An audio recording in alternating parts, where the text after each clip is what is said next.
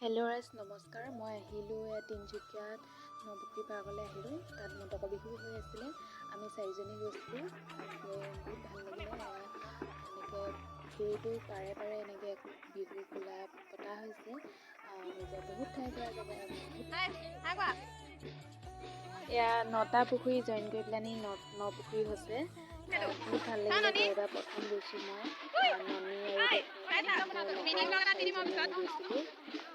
ভাল লাগিলে। ইয়াত ডেকা জীয়ৰী সকলোৱে নাচে। ইউটিউবাৰ বহুত আহিছিলে। ভিডিঅ' ভাই টিমটোও আহিছিলে। ভাল লাগিলে সকলোকে লগ পাই।